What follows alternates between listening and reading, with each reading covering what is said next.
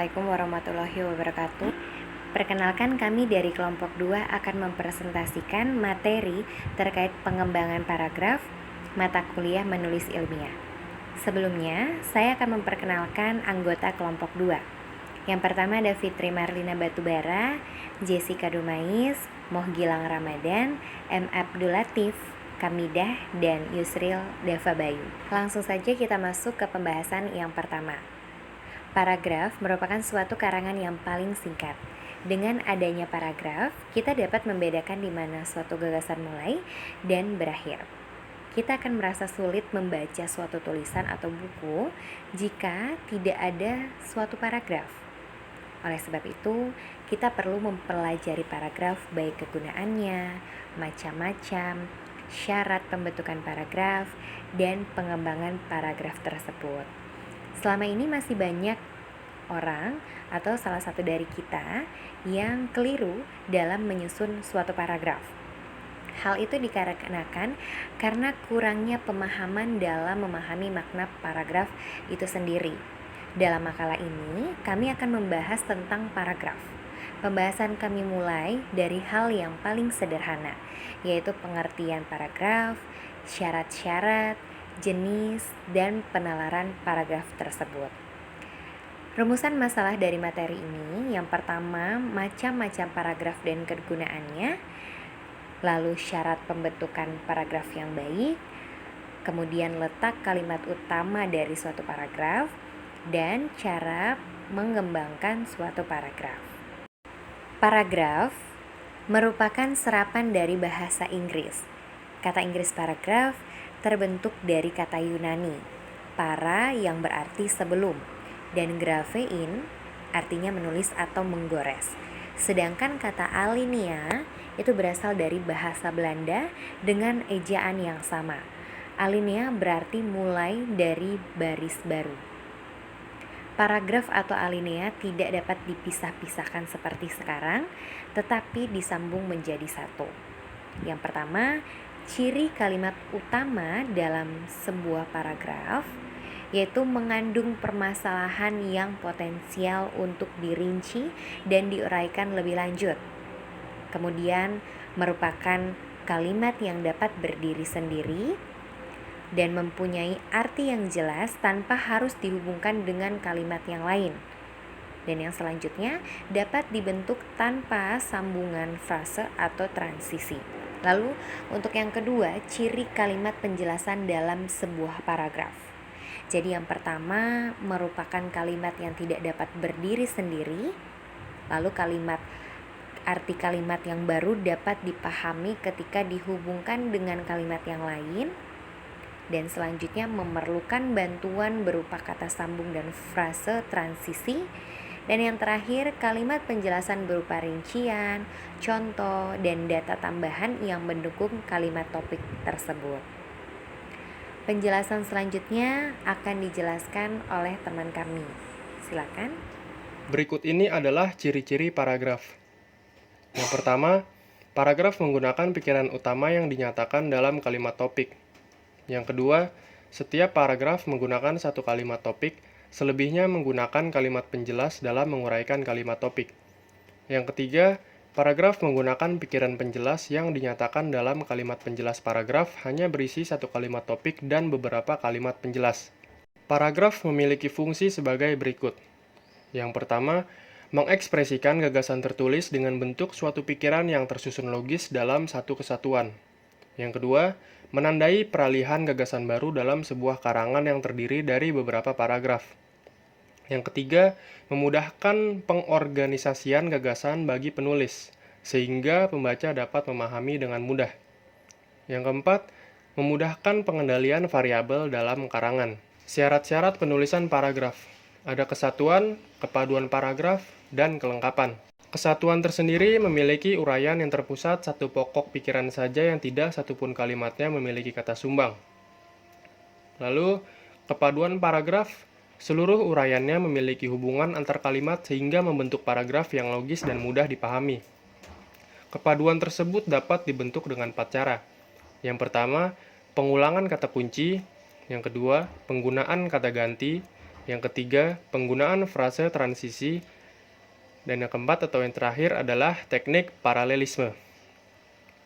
Lalu kelengkapan mengembangkan dan merangkai informasi yang dihimpun menurut kerangka karangan. Di bawah ini adalah cara-cara pembentukan paragraf. Menurut posisi kalimat topiknya. Ada paragraf induksi, paragraf deduktif, paragraf campuran, dan paragraf penuh. Paragraf induksi adalah paragraf yang kalimat utamanya terletak pada akhir paragraf, di mana paragraf tersebut dimulai dengan menyebutkan peristiwa-peristiwa yang khusus menuju pada kesimpulan umum yang mencakup peristiwa khusus tersebut. Paragraf deduktif adalah paragraf yang kalimat utamanya terletak pada awal paragraf, yang dimulai dari hal yang bersifat umum ke hal yang lebih khusus. Paragraf campuran adalah paragraf yang kalimat utamanya terdapat pada bagian awal dan akhir paragraf. Paragraf penuh adalah paragraf yang tidak satupun kalimat yang khusus menjadi kalimat topik. Paragraf semacam ini sering dijumpai dalam karangan yang bersifat naratif dan deskriptif. Berikut kami menampilkan contohnya.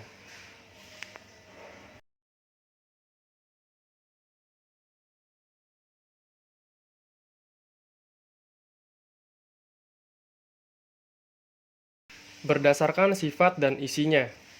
Ada yang pertama, paragraf argumentasi, yang kedua, paragraf deskripsi, yang ketiga, paragraf eksposisi, yang keempat, paragraf narasi, dan yang kelima atau yang terakhir adalah paragraf persuasi. Paragraf argumentasi adalah satu bentuk paragraf yang berisi tentang gagasan, pikiran, atau pendapat yang bertujuan untuk mempengaruhi pembaca atau meyakinkan pihak lain dengan melalui argumen-argumen yang logis dan objektif. Paragraf deskripsi adalah paragraf yang melukiskan suatu hal atau peristiwa secara objektif. Paragraf eksposisi adalah paragraf yang berisi paparan suatu fakta kejadian tertentu dengan harapan dapat memperluas wawasan dan pandangan orang lain atau pembaca. Tujuan utama penggunaan jenis paragraf ini adalah memperluas pandangan dan pengetahuan seseorang. Paragraf narasi adalah paragraf yang menuturkan rangkaian peristiwa yang dikaitkan dengan kurun waktu tertentu. Dalam narasi terkandung aspek penceritaan suatu peristiwa. Bentuk paragraf ini biasa digunakan dalam bentuk riwayat hidup, novel, cerpen, dan roman. Paragraf persuasi adalah paragraf yang berisi ajakan dengan cara mempengaruhi, membujuk, meyakinkan pihak lain untuk mengikuti apa yang diinginkan penulis atau pembicara. Bentuk tulisan yang menggunakan paragraf ini antara lain iklan, majalah, surat kabar, radio, selebaran, kampanye, dan sebagainya. Beberapa teknik pengembangan paragraf. Yang pertama, generalisasi. Generalisasi adalah pengembangan paragraf dengan mengambil kesimpulan secara umum berdasarkan sejumlah data. Jumlah data atau peristiwa yang dikemukakan harus cukup dan dapat mewakili pengembangan paragraf tersebut. Berikutnya ada analogi. Analogi adalah pengembangan paragraf dengan memperbandingkan dua hal yang banyak persamaannya, sehingga dapat menarik kesimpulan dari persamaan tersebut, dengan tujuan untuk menjelaskan hal yang kurang dikenal pada perbandingan itu. Berikutnya ada klasifikasi. Klasifikasi adalah pengembangan dengan cara mengelompokkan benda-benda yang memiliki persamaan ciri, sifat, bentuk, dan ukuran agar terperinci dalam mengelompokkan. Berikutnya juga ada perbandingan. Perbandingan adalah memperjelas gagasan utama dengan memperbandingkan hal-hal yang dibicarakan. Dalam hal ini, penulis menunjukkan persamaan dan perbedaan antara dua hal dengan memakai konjungsi tetapi, melainkan, apalagi. Berikutnya ada sebab akibat. Apa itu sebab akibat? Sebab akibat adalah pengembangan yang dimulai dengan mengemukakan fakta khusus yang menjadi sebab dan sampai pada simpulan yang menjadi akibat. Penalaran ini digunakan untuk menerapkan suatu kejadian dan akibat yang ditimbulkannya atau sebaliknya. Artinya, hubungan kejadian dan penyebabnya harus terungkap jelas dan informasinya sesuai dengan jalan pikiran manusia. Sekarang kita akan mengetahui bagaimana teknik penulisan paragraf. Setiap jenis paragraf tidak terlepas dari tautannya dalam sebuah karangan. Bagaimana menulis dan merangkai paragraf tersebut secara baik dan benar, sehingga menjadi karangan yang saling berkesinambungan dalam mewujudkan paragraf yang menjadi suatu kesatuan. Di bawah ini adalah hal-hal yang perlu diperhatikan dalam sistem penulisan paragraf. Yang pertama, hendaknya menentukan terlebih dahulu ide pokok sebelum menulis paragraf. Apabila tidak membuat rencana terlebih dahulu, maka paragraf tidak sempurna. Lalu kita harus memperhatikan yaitu adalah penguraian ide pokok dengan kalimat penjelas yang akan dikembangkan dalam penulisan paragraf. Lalu kita juga harus mengembangkan paragraf dengan menggunakan teknik pengembangan paragraf sehingga tercipta sebuah paragraf yang baik. Dan yang terakhir, kita harus memilih kata atau penyeleksian kata yang akan dibuat dalam penulisan paragraf dalam karya ilmiah. Hubungan antar paragraf. Paragraf mengemukakan satu penggalan pokok pikiran yang bulat, yang memiliki kesetalian dalam mengikat pernyataan, sehingga terjadi satu kesetalian antara makna yang diungkapkan oleh paragraf yang satu dengan yang lainnya. Sebagai penggalan pokok pikiran, paragraf juga merupakan mata rantai dalam menyajikan gagasan yang telah dibangun. Bentuk dasarnya akan terlihat adanya kesinambungan antara pokok pikiran yang dibentuk oleh unsur perangkai, antara paragraf yang satu dengan paragraf berikutnya. Kesetalian tidak selalu terdiri atas kalimat yang lengkap, baik yang diucapkan ataupun yang ditulis. Pengertian dan jenis penalaran. Penalaran atau reasoning adalah suatu proses berpikir dengan menghubung-hubungkan bukti, fakta, atau petunjuk menuju suatu kesimpulan. Dengan kata lain, penalaran adalah proses berpikir yang sistematik dalam logis untuk memperoleh sebuah kesimpulan. Bahan pengambilan kesimpulan itu dapat berupa fakta, informasi, pengalaman, atau pendapat para ahli, otoritas. Secara umum ada dua jenis penalaran atau pengambilan kesimpulan, yakni penalaran induktif dan deduktif. Yang pertama, penalaran induktif dan coraknya. Penalaran induktif adalah suatu proses berpikir yang bertolak dari sesuatu yang khusus menuju sesuatu yang umum. Penalaran induktif dapat dilakukan dengan 3 cara. Yang pertama, generalisasi. Generalisasi adalah proses penalaran yang bertolak dari sejumlah gejala atau peristiwa yang serupa untuk menarik kesimpulan mengenai semua atau sebagian dari gejala atau peristiwa itu. Generalisasi diturunkan dari gejala-gejala khusus yang diperoleh melalui pengalaman, observasi, wawancara, atau studi dokumentasi. Sumbernya dapat berupa dokumen, statistik, kesaksian, pendapat ahli, peristiwa-peristiwa politik, sosial ekonomi, atau hukum. Dari berbagai gejala atau peristiwa khusus itu, orang membentuk opini, sikap, penilaian, keyakinan, atau perasaan tertentu. Beberapa contoh penalaran induktif dengan cara generalisasi adalah sebagai berikut. Yang pertama, berdasarkan pengalaman, seorang ibu dapat membedakan atau menyimpulkan arti tangisan bayinya sebagai ungkapan rasa lapar atau haus, sakit atau tidak nyaman. Yang kedua, berdasarkan pengamatannya, seorang ilmuwan menemukan bahwa kambing, sapi, onta, kerbau, kucing, harimau, gajah, rusa, kera adalah binatang menyusui. Hewan-hewan itu menghasilkan turunannya melalui kelahiran. Dari temuannya itu, ia membuat generalisasi bahwa semua binatang menyusui mereproduksi turunannya melalui kelahiran. Lalu, ada analogi. Analogi adalah suatu proses yang bertolak dari peristiwa atau gejala khusus yang satu sama lain memiliki kesamaan untuk menarik sebuah kesimpulan.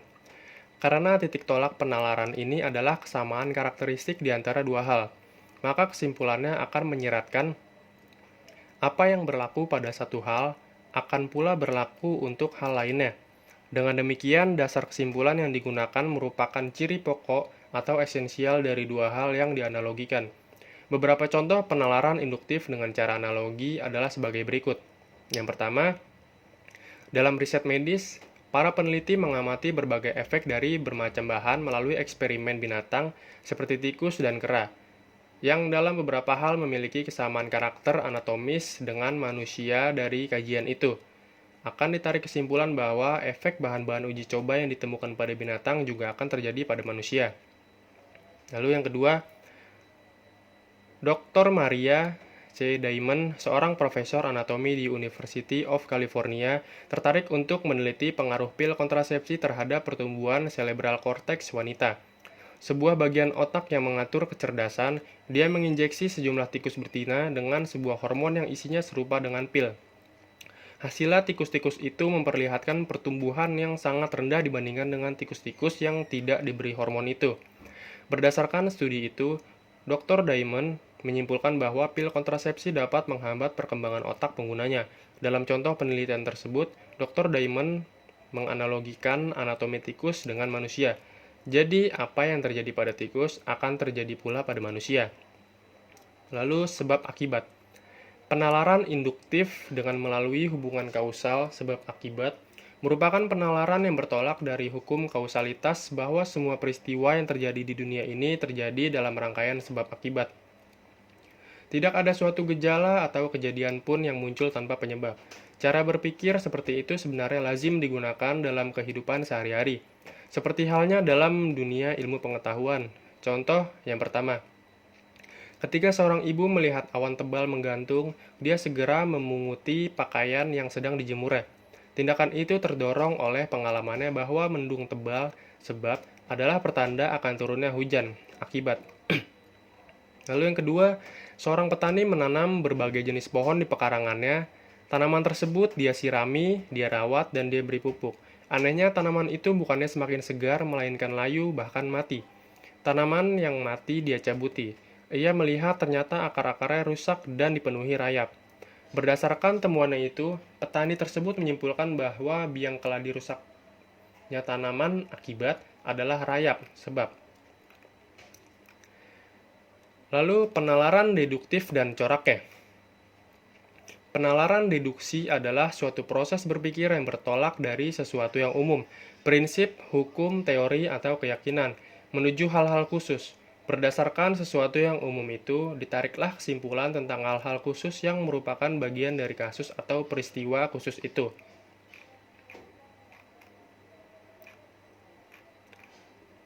Penalaran deduktif dapat dilakukan dengan dua cara. Ada yang pertama, silogisme, dan yang kedua ada antinem.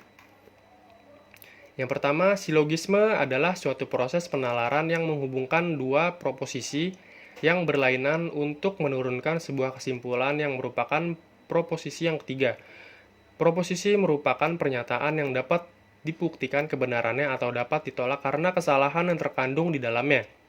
Dari pengertian di atas, silogisme terdiri atas tiga bagian, yakni premis mayor, premis minor, dan kesimpulan. Yang dimaksud premis adalah proposisi yang menjadi dasar bagi argumentasi.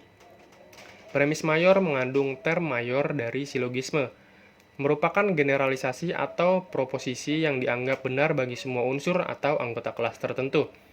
Premis minor mengandung term minor atau tengah dari silogisme, berisi proposisi yang mengidentifikasi atau menunjuk sebuah kasus atau peristiwa khusus sebagai anggota dari kelas itu. Kesimpulannya adalah proposisi yang menyatakan bahwa apa yang berlaku bagi seluruh kelas akan berlaku pula bagi anggota-anggotanya. Lalu, masuk yang kedua ada antinem. Antinem adalah suatu proses penalaran dengan menghilangkan bagian silogisme yang dianggap telah dipahami.